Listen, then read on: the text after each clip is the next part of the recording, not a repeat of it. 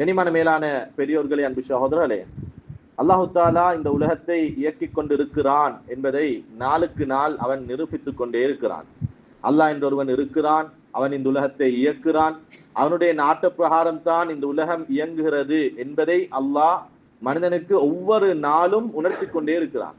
கனிமானவர்களே, குறிப்பிட்ட ஒரு 2 வாரங்களாக யாரை கேட்டாலும் சொல்லக்கூடிய ஒரு வார்த்தை தான், ஹதரத் என்னென்னமோ பிளான் பண்ணினோம், என்னென்னமோ யோசிச்சு வச்சிருந்தோம், எல்லாம் தலைக்கீழ நடந்த ஹதரத், பிளான் பண்ணின ஒன்றையும் செஞ்சு கொள்ள ஏலான்ற லெவலுக்கு ஆகிட்டு ஹதரத் என்று நாங்க போட்ட பிளான், நாங்க போட்ட திட்டங்கள் எல்லாம் ஃபெயில் ஆகிட்டு என்பதை மனிதன் ஒத்துக்கொள்ளும் அளவுக்கு அல்லாஹ் அவன் போட்ட பிளானை சக்சஸ் பண்ணி கொண்டிருக்கிறான். கண்ணியமானவர்களே, எனக்கும் உங்களுக்கும் சில நேரம் இந்த சொல்ற வார்த்தை பிடிச்சு கொள்ளாம இருக்கேலும், ஏன்னா பேசுற பலரும் பேசுற விஷயங்களை பார்த்தா ஒரு வருஷத்துக்கு போட்ட பிளான், ஒரு மாசத்துக்கு போட்ட பிளான்.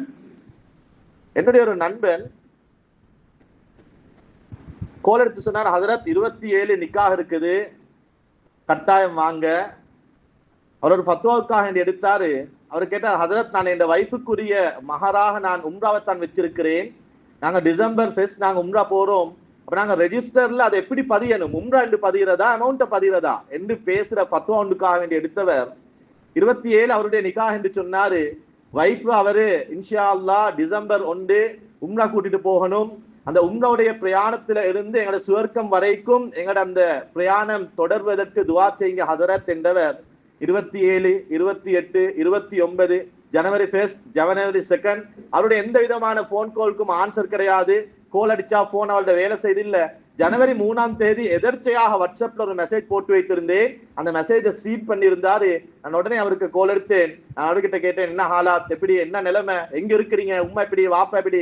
அவர் சொன்னாரு, நாங்க சேஃப் ஹசரத், எங்களுக்கு என்ன பிரச்சனை இல்ல, ஊடும் போயிட்டுட்டு வீட்டுல இருந்த பொருட்களும் போயிட்டுட்டு ஊடு இந்த இடத்துல தான் இருந்துச்சு என்று சொல்றதற்கு சில அடையாளங்கள் இருக்குதே ஒழிய ஊடும் இல்ல, வாசலும் இல்ல, பொருட்களும் இல்ல, ஒன்றுமே இல்ல ஹதரத். அதோட சொன்னாரு, கவலையான ஒரு விஷயம் என்னன்ற ஹதரத், 27 கரம் பிடித்து டிசம்பர் ஃபெஸ்ட் வாழ்க்கை துணையுடன் உம்ரா பயணம் கோர்த்து சுவர்க்கம் வரைக்கும் போக வேண்டும் என்று நினைத்து திருமணம் பேசி வைத்திருந்த என பொஞ்சாதிர ஜனாசாவை தொழுவிச்சுட்டு வந்து தான் உங்களோட பேசிக் கொண்டிருக்கிறேன் ஹதரத் என்றார்.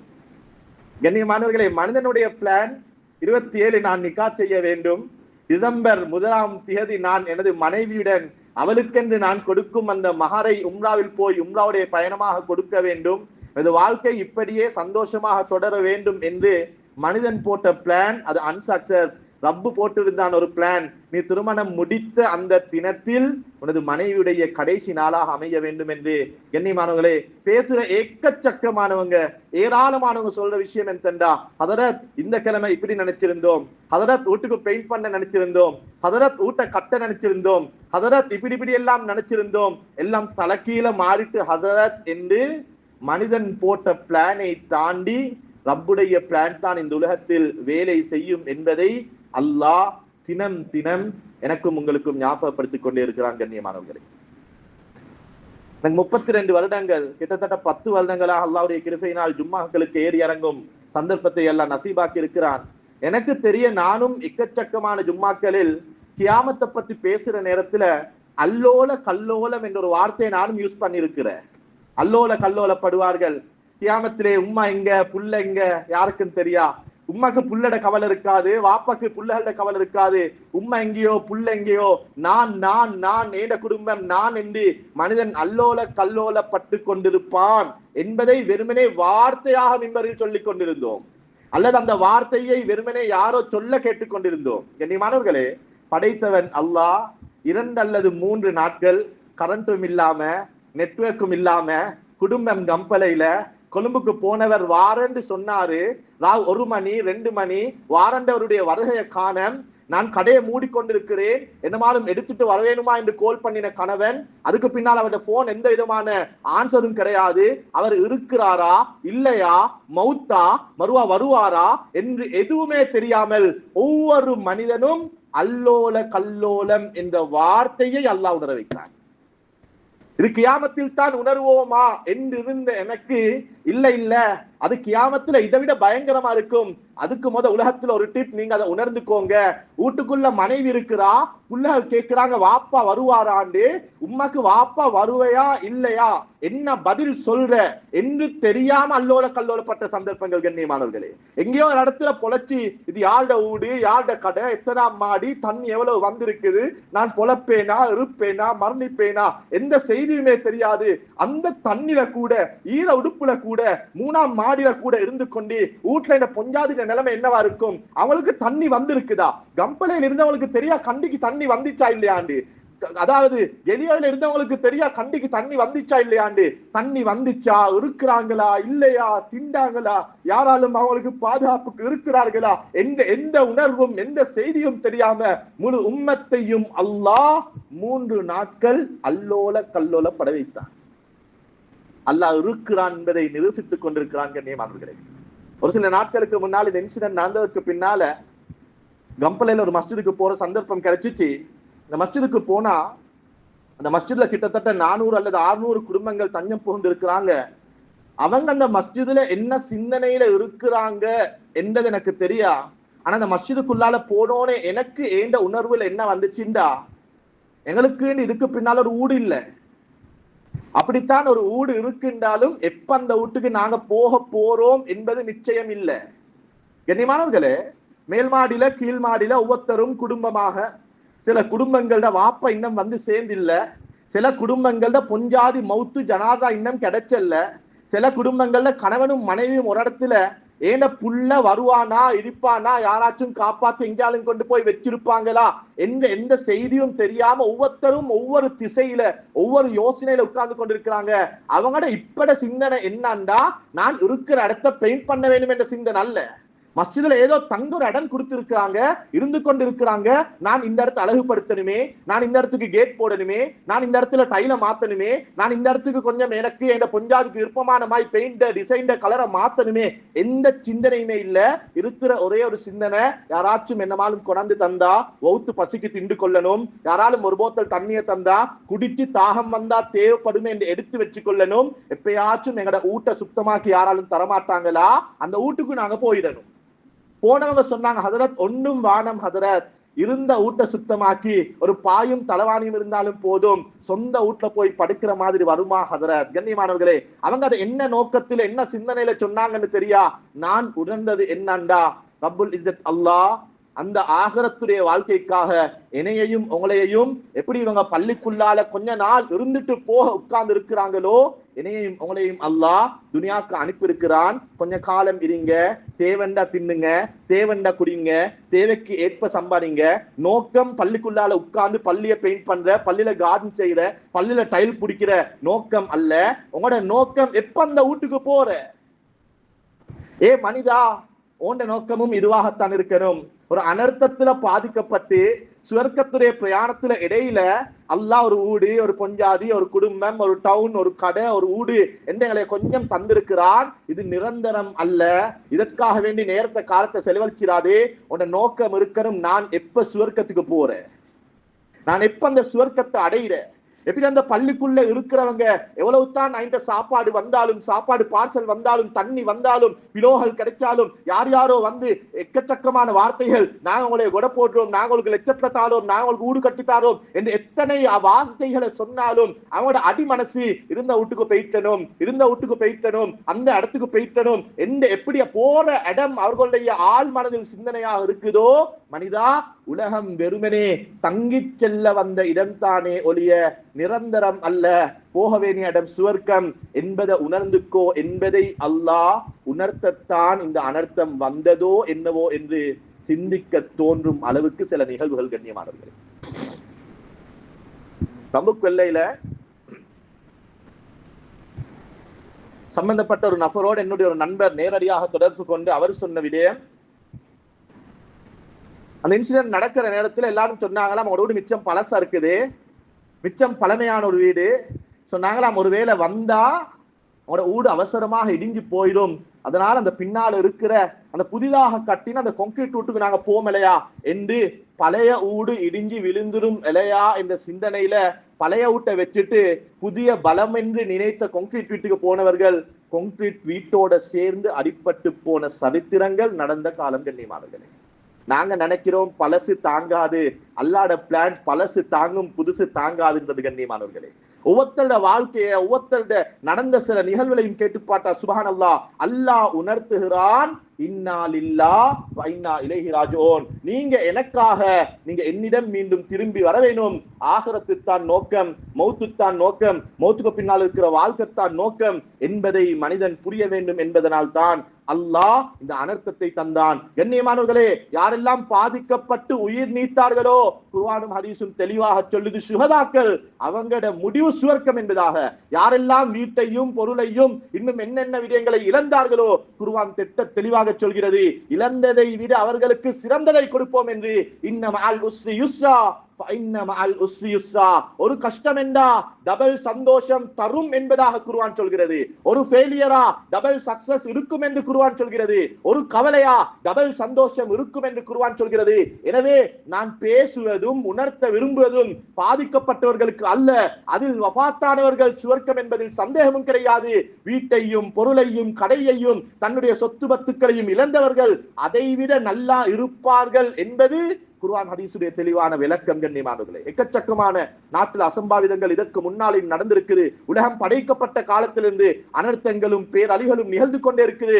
அப்படி அதற்கு பாதிக்கப்பட்ட ஒத்தரை சந்திச்சு அந்த நேரத்துல பேசினா சொல்லுவார், ஒன்றும் இல்ல ஹதரத், எல்லாம் போயிட்டு ஹதரத், முன்னுக்கு என்ன செய்யற பிளான் கூட இல்ல ஹதரத், இந்த உசுறு மட்டும் பொழைச்சிச்சு நினைக்கிற நிலைமையில இருக்கிறோம் ஹதரத் என்று சொன்ன ஏராளமானவங்க அதற்கு பல வருடங்களுக்கு பின்னால சொல்றாங்க, ஹதரத் அன்றைக்கு தான் என் லைஃப்ல ஒரு சேஞ்ச் நடந்துச்சு ஹதரத், அன்றைக்கு கொடப்போன நான் தான் ஹதரத், ஏதோ பொட்டி கடையில இருந்தேன் ஹதரத், இன்னைக்கு பெரிய டெக்ஸ்டைல்ஸ் வச்சு கொண்டிருக்கிறேன் ஹதரத், ஹதரத் பொட்டி ஊட்ல இருந்த ஹதரத், கார்போர்டால மறைச்சு கொண்டிருந்த ஹதரத், அன்னைக்கு நடந்த அந்த இன்சிடென்ட் ஹதரத், இன்னைக்கு மாஷா அல்லாஹ் ஊடு வாசல் கட்டி நல்லா இருக்கிறோம் ஹதரத் என்று எக்கச்சக்கமானவங்க சொல்ற வார்த்தையை காதால கேட்டு கண்ணால நிகழ்வுகளை பார்த்து கொண்டிருக்கிறோம் கண்ணியமானவர்களே. இதுதான் யதார்த்தம், இதுதான் உண்மை. இழந்தவர்களுக்கு இழந்ததை விட நல்லதை கொடுப்போம் என்பது குர்ஆன் ஹதீஸுடைய விளக்கம். எனவே கண்ணியமானவர்களே, இன்றைய பயானுடைய நோக்கம் என்னண்டா, அனர்த்தத்தால பாதிக்கப்பட்டவங்களோட அல்ல, அந்த அனர்த்தம் என் வாழ்க்கையில் என்னத்தை உணர்த்துச்சு, அந்த நடந்த அந்த 3 நாளுடைய இன்சிடென்ட் என் லைஃப்ல எந்த இடத்துல என் வாழ்க்கையினுடைய ஒரு மாற்றத்தை உருவாக்க வேண்டும் என்ற உணர்வை தந்துச்சு கண்ணியமானவர்களே.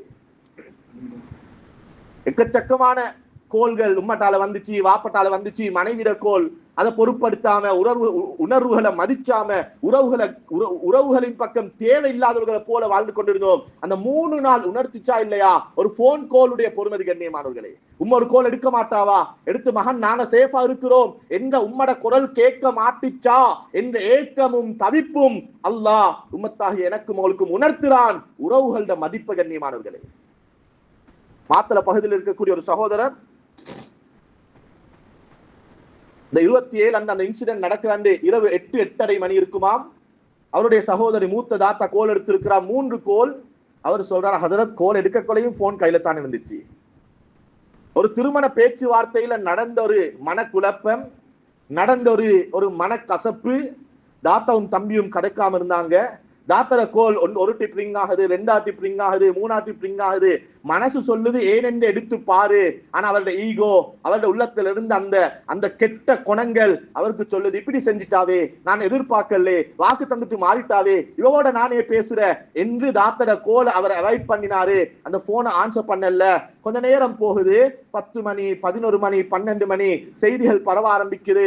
கம்பலைக்கு வெள்ளமாம், கம்பலை தாண்டிட்டாம், கம்பலை சரியான குழப்பத்தில் இருக்குதாம். இப்ப அடிக்கிறாரு தாத்தாக்கு, என்ன தாத்தா கம்பலையில இருக்கிறா, இப்ப அடிக்கிறாரு 3 கோல் ஆன்சர் பண்ண இயலாம போன தம்பி சொல்றாரு, ஹதரத் கோல் போகுது இல்ல, எனக்கு தெரியும் கவலை ப்ராப்ளம் என்று உள்ளம் இடம் கொடுக்குது இல்ல ஹதரத், அடிச்சேன் சொன்னார். 88 கோல் அடிச்சேன் ஹதரத், கோல் போகுதில்லை என்று தெரிஞ்சும் ஒருவேளை மிஸ் ஆகியாச்சும் போகாதா என்று அடிச்சேன். 1 நாள் 2 நாள் 3 நாள் எந்த செய்தியும் இல்ல.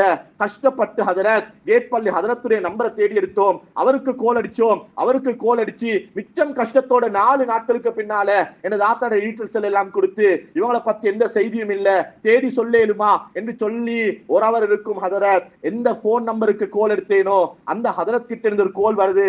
உள்ளத்தில் ஒரு சந்தோஷம், ஏதோ தாத்தா சம்பந்தமான செய்தி தான் வரப்போகுது. அவர் எடுத்து சொன்னாரு, உங்களோட தாத்தட மகன் இருக்கிறாரு, குடுக்குறேன் பேசிக்கோங்க.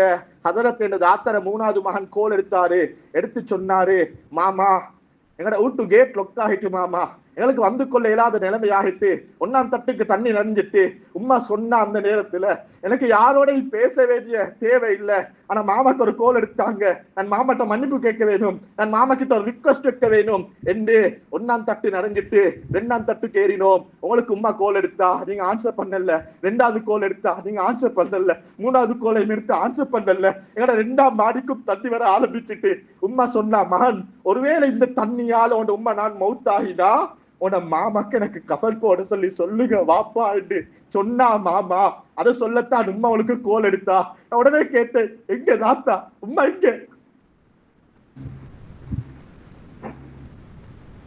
அதற்கு மகன் சொன்ன பதில் என்னன்னா, உம்மோட ஜனாசாவை அடக்கத்தான் நாங்க கேட் பள்ளிக்கு வந்தோம், ஜனாசாவை அடக்கிட்டோம், இப்பதான் ஹதரத் உங்களுக்கு கோல் எடுக்க சொல்லி சொன்னாரு மாமா என்று சொன்னாரு என்று ஏங்கி ஏங்கி அழுகிறாரு. கண்ணியமானவர்களே, அவர் சொல்றாரு, ஹதரத் இதுக்கு பின்னால நான் வாழ்ந்து என்ன செய்ய ஹதரத், என்னத்துக்கு கோபம் ஹதரத், என்னத்துக்கு துளத்துல சண்டையும் சச்சவும் பிரச்சனையும். ஒருவேளை அன்றைக்கு நான் அதுக்கு போல ஆன்சர் பண்ணி இருந்தா எனது ஆத்த பொழைச்சுவாவா இல்லையா 2வது. ஆனா மவுத்து வரைக்கும் நான் மவுத்தாகி கொண்டு இருக்கிறேனே. தாத்தா என்ன பேச நினைச்சா, என்ன சொல்ல நினைச்சா ஒன்றும் தெரியாது. உறவை மதிச்சல்ல ஹதரத், உறவுடைய போன் கோலை எதிர்பார்க்கல ஹதரத் என்று உறவை மதிச்சாதவர்கள் எல்லாம், உறவுக்கு நேரம் கொடுக்காதவர்கள் எல்லாம் உறவுடைய பொறுமதிய, குடும்பத்துடைய பொறுமதிய, ஒரு போன் கோலுடைய பொறுமதிய விளங்கி விளங்கி வாழ்க்கையை திருத்துங்க, வாழ்க்கையை மாத்துங்க என்பதை உணர்த்துவதற்குத்தான் இந்த அனர்த்தம் வந்ததோ என்னவோ என்று நினைக்கும் அளவுக்கு ஏராளமான சம்பவங்கள் கண்ணியமான. என்னுடைய மச்சான் கம்பல பகுதியில் ஒரு மஸ்ஜிதுடைய இமாமாக இருக்கிறாரு. அவரை சந்திக்க போயிருந்தோம். போன நேரத்தில் ஒருவரை முசாஃபா பண்ண வச்சாரு, பண்ண வச்சு சொன்னாரு, இவரை கொஞ்சம் பார்த்துக்கோங்க மச்சான் என்று. வந்ததுக்கு பின்னால சொன்னாரு, புலனறுவ பகுதியில பெரிய ஒரு வியாபாரம் செய்கிறவர், 13 வருடங்கள் திருமணம் முடித்து குழந்தை கிடையாது. எந்த அளவுக்கு என்ற ஹதரத் குடும்பத்துல எந்த சொந்த பந்த நிகழ்வுகளுக்கும் கலந்து கொள்றதில்லை. மையத்தூட்டுக்கு கூட கடைசி நேரத்துல போனா மையத்தை பார்த்தாச்சு வந்தாச்சு. ஏன்னா குடும்பத்துல பிரஷர், இன்னும் புள்ள இல்லையா, பணம் இருக்குது, வீடு இருக்குது, பிசினஸ் இருக்குது, வாகனம் இருக்குது, புள்ள இல்லை என்ற அந்த பிரச்சனை. 13 வருஷம் ஹதரத் அல்லாஹ் 13வது வருஷம் ஒரு புள்ளைய கொடுத்தான். மச்சான் சொன்னாரு, 4 நாளைக்கு முன்னால நான் தான் போய் தஹ்னீக்கும் செஞ்சு அருவா என்று பேரும் வச்சுட்டு வந்தேன். அவரும் புலனறுவ போயிட்டாரு. அசருடைய நேரம் நாங்க அவருடைய வீட்டுக்கு போனோம். அவரு சொன்னார், ஹதரத் இது என் புள்ள இல்ல ஹதரத், அல்லாஹ் எனக்கு தந்த வரம் ஹதரத் என்றார். 13 வருடம் யார் யாருடைய பேச்சுக்களுக்கும் காது தாள் தெரிந்தால என்னுடைய மனைவி. அதற்கு ஒரு கட்டத்துக்கு அங்கால குடும்பத்தாரர் வீட்டுக்கு வந்தா ரூம்ல இருந்து வெளியே வர மாட்டா ஹதரத். ஒரு கட்டத்துக்கு அங்கால குடும்பத்துல யாரையாச்சும் கல்யாணம் என்று அவக்கு ஒரு பயம், மவுத் என்று அவக்கு ஒரு பயம், ஏண்டா புள்ள இன்னும் இல்லையா என்று கேட்டுவாங்க என்ற பயம் ஹதரத். இது எனக்கு அல்லாஹ் தந்த புள்ள இல்ல ஹதரத், இது அல்லாஹ் தந்த வரம் ஹதரத். கண்ணியமானவர்களே, இந்த நிகழ்வு நடந்து 3 அல்லது 2 நாட்களுக்கு பின்னால பல சிரமங்களுக்கு பின்னால வந்திருக்கிறாரு. வந்தா வீடு இருக்கிறது, வீட்டு ஆட்கள் கிடையாது. அங்கும் இங்கும் பேசுறாரு, ஒருத்தட்ட கேட்கிறாரு என்ன நடந்தது. கண்ணியமானவர்களே, கடைசியாக அவருக்கு வந்து சேர்ந்த செய்தி என்னண்டா, 13 வருடங்களுக்கு பின்னால அல்லாஹ் இந்த குழந்தையை வரம் என்று நினைத்து தந்தானோ அந்த குழந்தையையும் 13 வருடங்கள் குழந்தை இல்லையா இல்லையா என்ற ஏற்றையும் பேச்சையும் சுமந்த உங்களுடைய மனைவியையும் வந்த தண்ணீர் ஆட்கொண்டு சென்று விட்டது என்ற செய்தி ஹதரத். அதை கபூல் செய்யற உள்ளம் அவருக்கு இல்லை. ஒவ்வொரு நாளும் பள்ளிக்கு வாராரு, வந்து கேட்கிறாரு, ஹதரத் என் பொஞ்சாதியும் புள்ளடையும் செய்தி என்னமாலும் கேள்விப்பட்டுச்சா? எங்கேயாலும் புள்ள அழுகிற சத்தம் கேட்டா ஓடி போய் பார்க்கிறாரு, இதே இந்த பொஞ்சாதியா, இதே இந்த புள்ளையா? அவரை பொஞ்சாதி புள்ள மவுத்து போயிட்டு பரவல்ல, ஆனா இவர் எப்ப இந்த பிரச்சனையிலிருந்து மீண்டு வருவாரு, இந்த கவலையிலிருந்து இவர் எப்ப எழுந்து வருவாரு என்று தெரியாம இருக்கிறோம் என்று அழுது கொண்டு என்ன மச்சன் சொன்னார். கண்ணியமா நான் என்ன சொல்ல வாரேன் என்றா, அல்லாஹ் உணர்த்துறான் துனியா அழிஞ்சு போகும். துனியால நாங்க போடுற பிளான் அதுல எந்த விதமான எதிர்பார்ப்பும் வைக்க முடியாது என்பதை நாள்தோறும் அல்லாஹ் உணர்த்தி கொண்டே இருக்கிறான். கண்ணியமானவர்களே, எங்களுக்கு வாழ்க்கை லேசாக சொல்ல இயலும். நானும் சொல்றேன் தான், அல்லாஹ் தந்தான், அல்லாஹ் எடுத்தான், அல்லாஹ் தருவான். கண்ணியமானவர்களே, நாங்களும் சஹாபாக்கள் அல்லவே. பாதிக்கப்பட்டவர்களும் மனைவியை குழந்தைகளை இழந்தவர்கள் ஒன்றும் சஹாபாக்கள் அல்லவே. இந்த நிலைப்பாடு தான் எம்மிலும் இருக்க வேண்டும். எங்களோட ஈமானும் இந்த லெவல்ல தான் இருக்க வேண்டும். இன்னும் அதற்கான முயற்சி நடக்கலையே. இன்னும் எங்களோட ஈமான் அந்த லெவலுக்கு வரலையே. அல்லாஹ் தந்தான், அல்லாஹ் எடுத்தான், அல்லாஹ் தருவான், இதுதான் உண்மை. ஆனா எப்படி இதை விளங்குற? இன்னைக்கு சொல்றாங்களே, அதுல இருந்த ஊடும் இல்ல, ஊடு இருந்த இடமும் இல்ல, வீட்டுல இருந்த பொருளும் இல்ல, எல்லாத்தையும் எடுத்து அல்லாஹ் உசுர மட்டும் வச்சு என்ன செய்ய ஹதரத் என்று பலரும் கேட்கிறாங்களே. கண்ணியமானவர்களே, எப்ப அல்லாஹ்க்கு நன்றி செலுத்தின? குடிக்கிற தண்ணிய கொட்ட கொலை அந்த 3 நாளும் அல்லாஹ் சுப்ஹானல்லாஹ் நல்ல தண்ணியும் பாரத கான் தண்ணி என்று இல்ல பீலி தண்ணி என்று நினைச்சிட்டு போனோமே. கண்ணியமானவர்களே, பீலி தண்ணியை கூட ஒதுக்கின ஒரு கூட்டமாக தண்ணியை கணக்கெடுக்காதவங்க பீலிக்கு முன்னால போய், நீர்வீழ்ச்சிக்கு முன்னால போய், இது வாரது எங்கேயோ வீட்டுல இருந்து வார தண்ணித்தான் என்று விளங்கி போத்தலுக்கும் கலூனுக்கும் அல்லாஹ் காட்டினானா இல்லையா தண்ணிட பொறுமதியை? கண்ணியமானவர்களே, அல்லாஹ் காட்டினானா இல்லையா? ஒரு இடத்துக்கு உணவு பகிர்வதற்காக போயிருந்தோம். போன எல்லாரும் வாராங்க, போட்டி போட்டாங்க, சண்டை பிடிக்கிறாங்க. ஒரு பார்சல் சோத்துக்கு. கண்ணியமானவர்களே, எல்லாருக்கும் பகிர்ந்து கொண்டிருக்கிறோம். ஏதோ நாங்க லைன்ல கொடுக்க வேண்டும் என்று நினைச்சல, அது தானாக லைன் என்று உருவாகி விட்டது. நாங்க சாப்பாடுகளை கொடுத்து கொண்டிருக்கிறோம். ஒருவர் வருகிறார், லைன்ல நிக்கிறார், லைன் கிட்டி ஆகுல திரும்பி போறாரு. மறுவா லைன் கூட மறுவா வந்து லைன்ல ஜாயிண்ட் ஆகுறாரு. மறுவா இன்னும் 3 பேர் 4 பேர் இருக்கிற நேரத்துல மறுவா ஒதுக்குறாரு. நானும் என்னுடைய ஒரு உஸ்தாதும் இதை நோட் பண்ணினோம். நாங்க பக்கத்துல இருந்து ஒருவர் அழைச்சு கேட்டோம். அவர் வாராரு, லைன்ல நிக்கிறாரு, ஆனா சாப்பாடு பார்சல் எடுக்கிற இடம் கிட்டே ஆகல போறாரு. அவரு சொன்னார், ஹதரத் அவர் யாரு தெரியுமா? அவரு சொன்னார், ஹதரத் இந்த பள்ளியில 30 கஞ்சினா 15 கஞ்சி கொடுக்கிறவர் ஹதரத் அவரு. அவர் சொன்னார், ஹதரத் இந்த ஊர்ல எத்தனையோ ஏழை குமரி பெண்களுடைய திருமணத்துக்கு 25 சான் ஃப்ரீயா கொடுத்தவர் ஹதரத். ஊருக்கே திங்க கொடுத்த மனுஷன் ஒரு சோத்து பார்சல் சோறுக்கு எப்படி எடுக்கிற என்ற உணர்வா இருக்கும் ஹதரத். கண்ணியமானவர்களே, கோடியில புரட்டவனும் பள்ளிக்குள்ளால, பிச்செடுத்தவனும் பள்ளிக்குள்ளால, மாடி வீடுல குடும்பம் நடத்தினாலும் மஸ்ஜிதுக்குள்ளால பாயும் இல்லாம டைல்ல படுக்கிற நிலைமை. இதுதான் உலகம். கண்ணியமானவர்களே, அல்லாஹ் ஏதோ தந்திருக்கிறான், நன்றி செலுத்த வேண்டும். தந்த ரப்புக்கு எடுப்பதற்கு நிமிடமும் தேவைப்படாது. கண்ணியமானவர்களே, என்ன பணம், என்ன வாழ்க்கை, என்ன சொத்து. இன்னைக்கு இருந்தவனும் ஒரு இடத்துல, இல்லாதவனும் ஒரு இடத்துல. இன்னைக்கு கடையில பொஸ்ஸும் பாய் இல்லாம படுக்கிறாரு, அந்த கடையில வேலை செஞ்ச கோலியாவும் பாய் இல்லாம படுக்கிறாரு. இன்னைக்கு பெரிய இடத்துல முடிச்சு கொடுத்தவனும் பள்ளிக்குள்ளால பார்சல் சோத்துக்கு கையேந்து கொண்டிருக்கிறாங்க. இன்னைக்கு அவருடைய துணையில, அவருடைய வசூல்ட மகள்ல கல்யாணம் செஞ்சவரும் அதே பார்சல் சோத்துக்கு ஒரு லைன்ல நிக்கிற காலம். கண்ணியமானவர்களே, நான் என்ன சொல்ல வாரேன் என்றா, ரப்புல் இஸ்ஸத் அல்லாஹ் அவன் தந்தான், அவன் நினைத்தால் எடுப்பான். இது எனக்குரியது அல்ல, தந்திருக்கிறான். நன்றி செலுத்தினால் தொடர்ச்சியாக இருக்கும். அல்லாஹ் பாதுகாக்க வேண்டும். பெருமை அடித்தோம் என்றா, பணத்திமுற காட்டினோம் என்றா, எங்களுக்கு இருக்கு, நாங்கத்தான் எல்லாம், எங்களை விட்டு ஆள் இல்ல என்று பேசினவர்கள், நினைத்தவர்கள். கண்ணியமானவர்களே, கம்பல பகுதிக்கு ஜும்மாக்களுக்கு போனா அவருடைய வீட்டுல பெரும் விருந்து வைப்பார். உலமாக்களை மதிச்சிருவர் அல்லாஹ். அவர் இழந்ததை பன்மடங்காக்கி அல்லாஹ் அவருக்கு கொடுக்க வேண்டும். கண்ணியமானவர்களே, எனது சில குடும்பத்தார்களும் பாதிக்கப்பட்டார்கள். அவர்களை சந்திப்பதற்காண்டி போயிருந்தோம். போன ஒருவர் வந்து என்னோட பேசினாரு. அவர் உடுத்திருந்த ஆடைக்கும் அவருடைய முகப்பாவனைக்கும் எனக்கு ஆரம்பத்துல யாரென்று புரிஞ்சு கொள்ள இல்லாம போச்சு. அதுக்கு பின்னால் தான் சொன்னாரு, ஹதரத் நீங்க எல்லாம் வந்து உட்காருவீங்களே, திம்பிங்களே ஹதரத், அந்த இடமே எப்படி உங்களுக்கு சொல்றேன்னு விளங்குதில்லை ஹதரத். முழு வீட்டுல உள்ள முழு பொருளும் போயிட்டு ஹதரத், வீடு மட்டும் மிச்சம் இருக்குது. எனக்கு அப்பத்தான் விளங்குச்சு, ஏராளமானவர்களை அழைச்சி சாப்பாடு போட்டவர் இன்னைக்கு சாப்பாட்டுக்காக வேண்டி யாராலும் ஒரு பார்சல் சோறு கொண்டு தர மாட்டாங்களா? உடுத்த உடுப்புனாலும் பரவாயில்ல, ஈர உடுப்பை மாத்திக்கொள்ள 2 ஜோடு உடுப்பு தர மாட்டாங்களா என்று அல்லாஹ் இந்த நிலைமையை இந்த அமலுக்கு கொடுத்ததாக இருந்தா, இன்னைக்கு உடுத்துக்கொண்டு சந்தோஷமாக குடும்பத்தோட, கடையோட, வாசலோட இருக்கிற எனக்கும் உங்களுக்கும் இப்படியான ஒரு நிலைமையை தருவதற்கு அல்லாஹ் ஒரு நாளும் தரக்கூடாது. ஒருவேளை அல்லாஹ் தர நினைத்தால் அதற்கு ஏற்ற போல வாழ்ந்து இருக்கிறோமா என்பதை படிச்சுக்கணும் கண்ணியமா. பணம் என்ன படம் கண்ணியமானவர்களே? இருக்கிறவனும் ஒரு இடத்துல, இல்லாதவனும் ஒரு இடத்துல. பணத்தை வச்சு என்னத்தை செய்யலும் கண்ணியமானவர்களே? உறவை சம்பாதிச்சனும், நல்ல குணத்தை சம்பாதிச்சனும். ரோட்ல அல்லாஹ் ஃப்ரீயா சிரிப்பை தந்திருக்கிறார், காண்ற எல்லாத்துறையும் சிரிச்சனும். அல்லாஹ் ஃப்ரீயா அன்பை தந்திருக்கிறார், காண்ற எல்லாத்துக்கும் அன்பை கொடுக்கணும் கண்ணியமானவர்களே. நீங்க ரப்பு ஃப்ரீயா தந்தத்தை கூட நாங்க கஞ்சத்தனம் பட்டுக்கொண்டு ஒருவேளை அல்லாஹ் சோதித்தால் அல்லாஹ் பாதுகாக்கணும்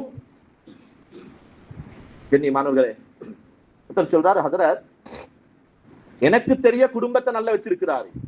3 குழந்தைகள், 3 குழந்தைகளும் பெரிய அமைப்புல பணம் கட்டி படிக்க வேண்டிய ஒரு பாடசாலையில, 3 மாடி வீடு, வீட்டுக்கு பாவனைக்கு என்ற ஒரு வாகனம், அவருடைய ஃபேக்டரிக்கு போறதுக்கு வாரத்துக்கு என்ற ஒரு வாகனம். கண்ணியமானவர்களே, பாடசாலை விடுமுறைக்கு புள்ளகளுக்கு பொஞ்சாதியோட தனி அனுப்புவாரு வெளிநாட்டுக்கு ட்ரிப். பெரும் வசதியானவர். 4 நாள் ஃபேக்டரி இருந்த ஏரியால இருகினாரு. என்ன செய்யற ஏது ஒன்றும் தெரியாது. சொன்னார் 68 கிலோமீட்டர் ஹதரத் ஆட்டை பிடிச்சி பெட்ரோல் இல்லாம இறங்கி நடந்து சிங்கள வீட்டுல சாப்பாடு கேட்டு திண்டு கடையில வாழைப்பழத்தை களவாண்டு திண்டு ஹதரத் 4 நாளுக்கு பின்னால வீட்டுக்கு வந்து இறங்குறேன். நான் வரக்கொள்ள நினைச்சேன். என்னைய கண்டத்தோடு என்ன பொஞ்சாதி கத்தி அணைச்சுவாள், என்ன புள்ளைகள் எல்லாம் கத்தி கதறுவார்கள். என்ன 4 நாள் வாப்பா நான் இல்ல, என்ன போன் கால் இல்ல, வாப்பா இருக்கிறா இல்லையா என்ற செய்தியும் இல்ல. ஹதரத் இரவு 7-7:30 மணி இருக்கும் ஹதரத். நான் கால் வெடிச்சு கால் ரத்தம் வருது ஹதரத். மிச்சம் கஷ்டத்தோட நான் வீட்டுக்குள்ளால வந்து கதவை தட்டேன். என்ன மனைவி கதவை திறந்து சொன்ன வார்த்தை என்னாண்டா, வந்து சேர்ந்துட்டீங்களா, வாங்க பொடி வாஷ் போட்டுட்டு வாங்க சாப்பாடை வைக்கிறேன். புள்ளைகள் வந்தாங்க, வந்துட்டீங்களா என்ற ஒரு வார்த்தை ஹதரத். எவ்வளவு காலம் கஷ்டப்பட்டதும் சம்பாதித்ததும் செஞ்ச தியாகங்களும் என்னத்துக்கு என்று நினைச்சிச்சு ஹதரத். கண்ணியமானவர்களே, இது அவளோட பிள்ளை அல்லவே. நான் அவருக்கு சொன்னேன், இதோட பொஞ்சாதி பிள்ளை அல்ல, இதோட புள்ளைகளோட பிள்ளை அல்ல. புள்ளைகளுக்கு பணத்தை கொடுத்தீங்க, நல்ல ஸ்கூலை கொடுத்தீங்க, தேவையான உடுப்பை வாங்கி கொடுத்தீங்க. ஒரு வாப்பவா நீங்க எப்ப அன்பை கொடுத்தீங்க? ஒரு வாப்பவா எப்ப நீங்க நேரத்தை கொடுத்தீங்க? கண்ணியமானவரை, பிள்ளைய பசியில போடுங்க பிரச்சனை இல்ல, ஆனா வாப்பா பக்கத்துல இருந்து தலையை கடாவி கொடுங்க. பொஞ்சாதி உடுப்பு இல்லாம இருக்கேனும், ஆனா உட்கார வச்சு பொஞ்சாதியோட உங்களோட பிரச்சனை என்ன பேசுங்க. கண்ணியமானவர்களே, இன்னைக்கு குடும்பத்துக்கு நேரம் கொடுக்கிறோம் இல்ல. தொழில் தொழில் தொழில், சல்லி சல்லி, சம்பாத்தியம் சம்பாத்தியம் என்று வாழ்வதே தொழில் செய்வதற்கென்று நினைத்து நானும் நீங்களும் கடைக்கும் பஜாருக்கும் டொரிண்டனுக்கும் டவுனுக்கும் நேரத்தை கொடுத்து கொடுத்து கொடுத்து என்ன பொஞ்சாதி ஓகே, என்ன புள்ள ஓகே, இது மாதிரியான ஒரு சந்தர்ப்பம் வந்தா விளங்குச்சு கண்ணியமானவர்களே. பலருக்கும் வாழ்வதற்குத்தான் தொழிலே அன்றி தொழில் வாழ்க்கை கிடையாது கண்ணியமானவர்களே. வாழத்தான் ஒரு தொழில். ஒரு ஆம்புடியா கேட்கணும், என்ன செய்றீங்க? டொரிண்டன்ல ஒரு கடை இருக்குது. இந்த ஆண்மையை நிரூபிக்கத்தான் தொழிலே அன்றி டொரிண்டன்ல போய் நேரம் காலம் தெரியாம பகல் பட்டா ராவும் இல்ல, சாப்பாடும் இல்ல, குடும்பமும் இல்ல, மையத்தும் இல்ல, கல்யாணமும் இல்ல, பொஞ்சாத்திட நலவு இல்ல, புள்ளட ஸ்கூல் இல்ல, பேரண்ட்ஸ் மீட்டிங் ஒன்று இல்ல, எதுவுமே இல்லாம வாழ்க்கை வாழ்க்கை வாழ்க்கை, கடை கடை கடை, பிசினஸ் பிசினஸ், சல்லி சல்லி, அமெரிக்கா அமெரிக்கா என்று ஓடியவர்கள் எல்லாம் பணம் கையில இருக்குது, பொஞ்சாதி இல்ல, புள்ள இல்ல, பேச துணைக்கு உணர்வை வெளிப்படுத்த எமோஷனல் பகிர்ந்து கொள்ள யாருமே இல்லாம பணத்தை வச்சுக்கொண்டு என்னத்தை செய்ய ஹதரத் என்று கேட்கிற நிலைமைக்கு ஆளாகிட்டோம் கண்ணியமாக. என்ன செய்ய பணத்தால? பணம் உள்ளவர்கள் கட்டுக்கட்டா வச்சிருக்கிறாங்களே, ஒரு பார்சல் சோறுவாக எதுவாயிச்சா?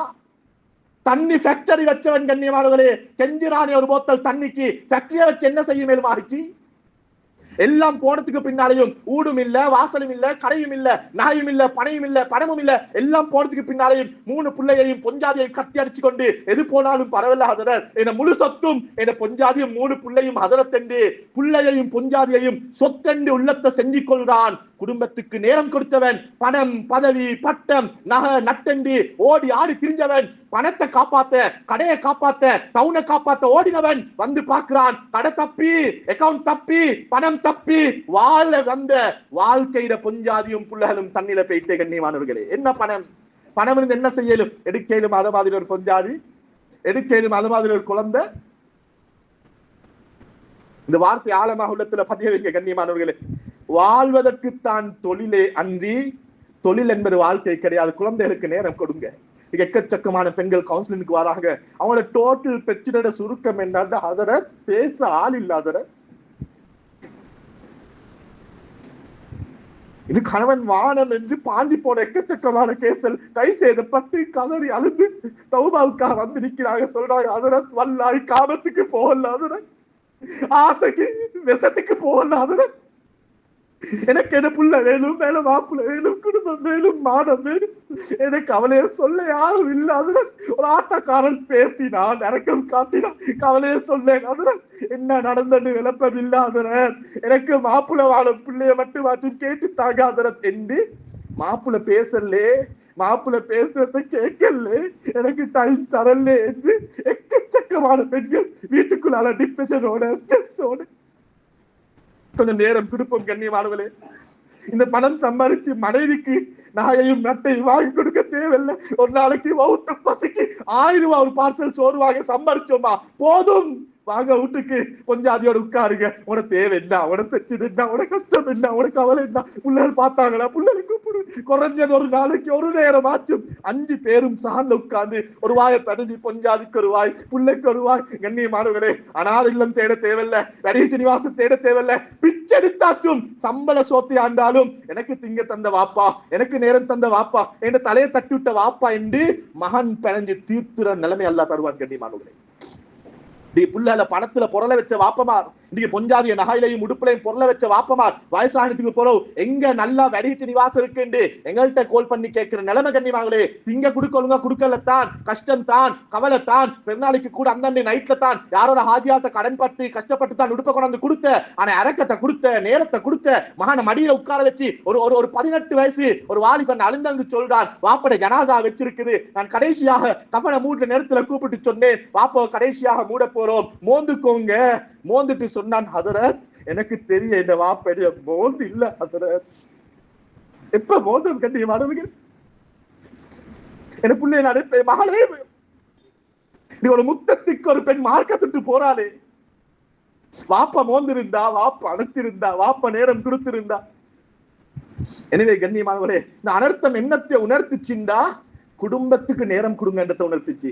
3 நாள் போன் கால், குருநாகல்ல உம்மா இருக்கிறா, உம்மா எடுக்க மாட்டாவா, தண்ணி வந்துச்சா இல்லையா, ஊடு அடிப்பட்ட உம்மா இருக்கிறா, வாப்பா இருக்கிற, எக்கச்சக்கமான கோல். உம்மட வரப்போல பிஸியே இவ எடுத்தா என்ன, இந்த நாளும் ஒரே கதையை தானே கதைச்சுவா என்று அவாய்ட் பண்ணின எக்கச்சக்கமான கோல்கள். உம்மா எடுக்க மாட்டாவா, உம்மா எடுத்து மகன் நான் இங்க சேஃப் வாப்பா என்ற வார்த்தையை சொல்ல மாட்டாவா என்று ஏங்க வச்ச 3 நாட்கள் எங்களுக்கு உணர்த்துது.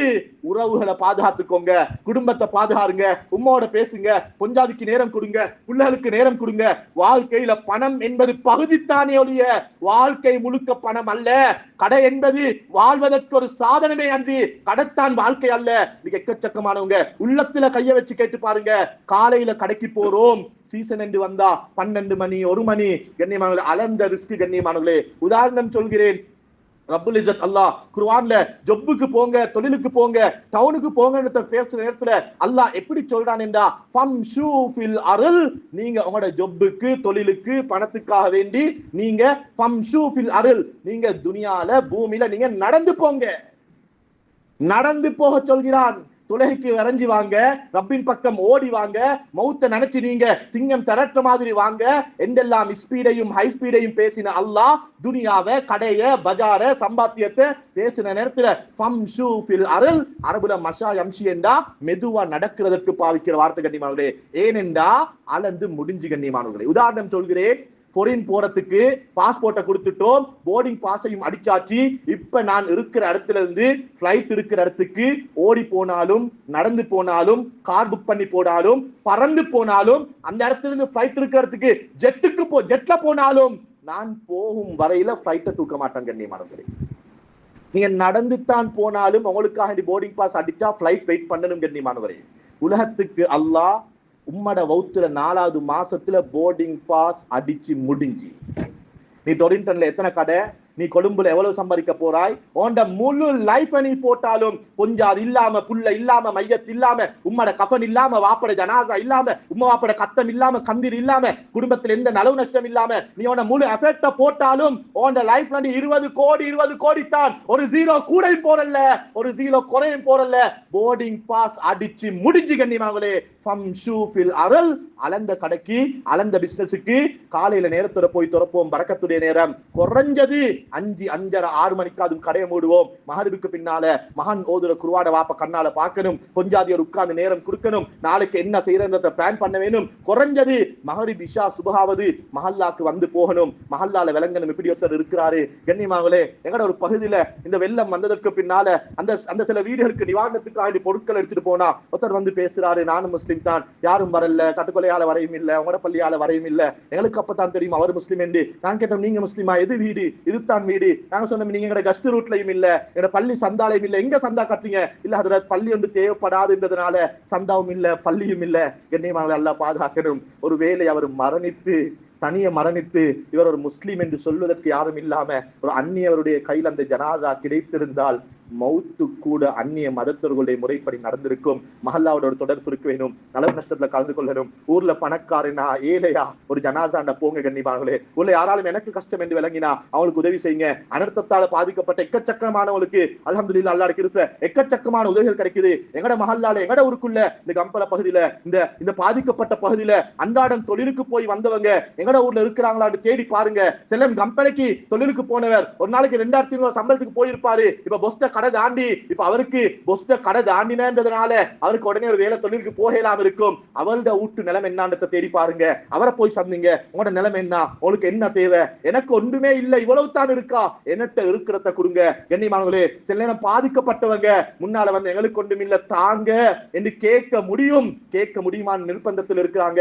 ஆனா எக்கச்சக்கமான வீடுகளுக்குள்ளால யார்கிட்ட சொல்ற, எப்படி சொல்ற, எங்களுக்கு தான் மழை தண்ணி சொட்டு சரி வீட்டுக்குள்ளால வரல, ஆனா வீட்டுக்குள்ள திங்கி இல்லாம கஷ்டத்தோடு இருக்கிறோமே, எங்களுக்கு உதவி செய்ய யாரும் இல்லையா என்று ஏங்கி தவிக்கும் எக்கச்சக்கமான ஊடுகளும் குடும்பங்களும் இருக்குது. கண்ணியமானவர்களே, அவர்களை போய் நாடுங்க. மஹல்லால ஒரு வட்டை வந்து அடிங்க. எந்த ஊடு, இவங்க எங்க வேலை செஞ்ச, இவங்க கம்பளையில இப்ப அவங்க நிலைமை என்ன, இவங்க வெளியே வேலையா இப்ப அவங்க நிலைமை என்ன என்று அவங்கள போய் ஒன்றுமே குடுக்கலாட்டி போய் உட்கார்ந்து இரக்கமா சிரிச்சு ஆறுதலா அன்போட 4 வார்த்தை பேசிட்டு வாங்க. கண்ணியமானவர்களே, ரப்புல் இஸ்ஸத் அல்லாஹ் மௌத்து வரைக்கும் இப்படியான நிலைமைகள் வராம எங்களையும் எங்களோட பரம்பரைகளையும் பாதுகாப்பான். ரப்புல் இஸ்ஸத் அல்லாஹ் எங்களோட வாழ்க்கையில நலவுகளை எங்களோட வாழ்க்கையில் அதிகரிச்சு நலவின் பக்கம் உதவி செய்யக்கூடிய நல்ல கூட்டத்தில் ரப்புல் இஸ்ஸத் அல்லாஹ் எங்கள் அனைவரையும் ஆக்கி அல்வானாக. ரப்பே ரஹ்மானே, யா அல்லாஹ் எங்களோட வாழ்க்கையில நீ பரக்கத் செஞ்சிரியா அல்லாஹ். மௌத் வரைக்கும் யார்ட்டையும் கையேந்திர நிலைமை உருவாக்கிடாதே அல்லாஹ். ரப்பே ரஹ்மானே, எங்களோட பசிக்கோ எங்களோட சாப்பாட்டுக்கோ தண்ணிக்கோ உடுப்புக்கோ யாரும் வந்து தரமாட்டாங்களா என்று ஏக்கத்தை மௌத் வரைக்கும் எனக்கும் எனது பரம்பரைகளுக்கும் தந்து விடாதே அல்லாஹ். எங்கெல்லாம் யாரெல்லாம் பாதித்தார்களோ மன்னித்தவர்களுக்கு சுவர்க்கத்தை வாஜிபாக்கி விடியா அல்லாஹ். யாரெல்லாம் எதையெல்லாம் இழந்தார்களோ இழந்ததை விட நல்லதை கொடுத்து விடியா அல்லாஹ். எமக்கு அவர்களுக்கு துஆ மாத்திரம் தான் செய்ய முடியும் யா அல்லாஹ். அவர்கள் யா அல்லாஹ் இருந்ததை விட நல்ல நிலைமையிலே அவர்களை காண்ற பாக்கியத்தை எங்களுக்கும் நசீபாக்கியா அல்லாஹ். ரப்பே ரஹ்மானே, நீ தந்த ஃப்ரீயான சிறுப்பை மக்களுக்கு பகிர்ந்து கொடுக்கக்கூடிய நல்ல உள்ளத்தை தந்திரியா அல்லாஹ். இரக்கமாக பழகுற மனசை தந்திரியா அல்லாஹ். பண திமுறை இல்லாம ஆக்கியா அல்லாஹ். நீ தந்த பணம் நீ நினைத்தால் அடுத்த நிமிடம் எடுத்து விடுவாய் என்ற பயத்தோட வாழ்ற பாக்கியத்தை நசீபாக்கியா அல்லாஹ். ஏழவர்களை இல்லாதவர்களை மதிச்சக்கூடிய உள்ளத்தை தாயா அல்லாஹ். மௌத்துர சிந்தனையை தாயா அல்லாஹ். உறவுகளை மதிச்ச வச்சிரியா அல்லாஹ். உம்மா வாப்பா மனைவி மக்கள் குடும்பம் நேரம் கொடுக்கிற பாக்கியத்தை நசீபாக்கியா அல்லாஹ். தொழிலாக விளங்க வையா அல்லாஹ். தொழில் வாழ்வதற்கே அன்றி வாழ்க்கை தொழிலாக ஆக்கி தொழிலோடு எங்களை பின்னி பிணைய வச்சு செதறடிச்சுட்டாதே அல்லாஹ். எங்களோட குழந்தைகள் மனைவி மக்கள் நாங்க இல்லண்டா ஏங்குவாங்க தவிப்பாங்க என்ற நிலைமைக்கு அவர்களோட நல்ல முறையில் அன்பாக பழக்கூடிய நல்ல கணவன்மார்களாக நல்ல ஆண்களாக எங்கள் அனைவரையும் ஆக்கியல்வாயாக. வாஹிரு தஅவானா அனில் ஹம்துலில்லாஹி ரப்பில் ஆலமீன்.